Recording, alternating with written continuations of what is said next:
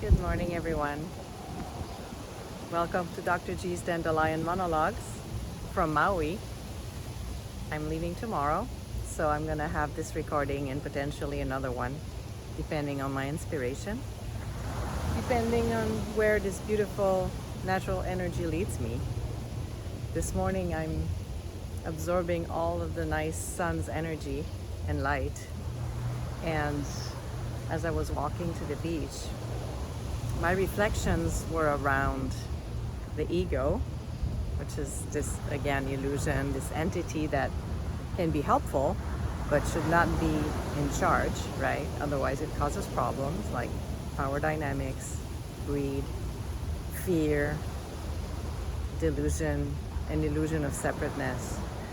So once we are aware of that entity that is a creation of our minds, we can actually utilize it to the service of others rather than reverse.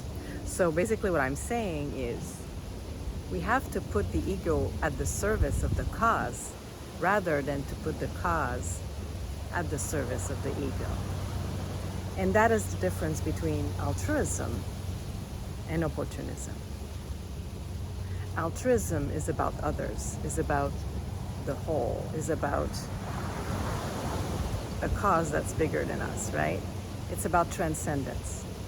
But opportunism just continues to be aligned with greed and accumulation and increasing separateness and inequalities. Traveling is a great opportunity to realize that, to create a silence within that makes us want to be altruistic rather than opportunistic. When I travel, I notice that I have more inspiration for projects that are meant to serve others rather than boosting my ego. It's okay to give ourselves accolades for things that we're successful about, but if it becomes more important than the actual project that's supposed to help others, then that's no longer altruism.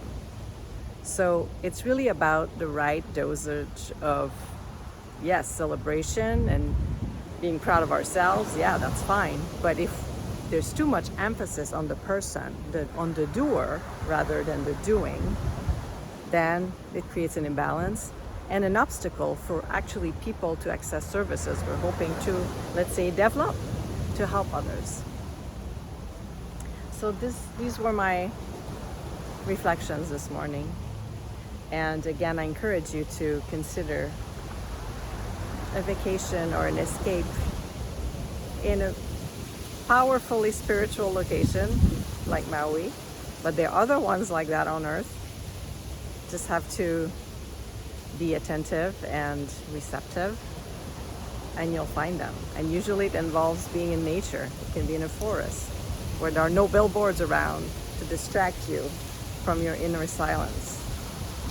This is when we're going to create the silence that we'll be able to hear the whispers of our soul. And those whispers should be trusted because they're really meant to have us grow as a person and also share our gifts with the world to improve it. So thank you for joining me in my morning walk. Thank you for walking by my side. We're all together, we're not alone. And I feel that interconnectedness when I come to spaces like this, where people are calm and finding their silence within and their stillness. And it's beautiful and it's inspiring. I see people doing yoga on the beach and meditating and looking for turtles. I haven't seen any yet. I saw one 2 days ago, and that was lovely. So we are part of this earth,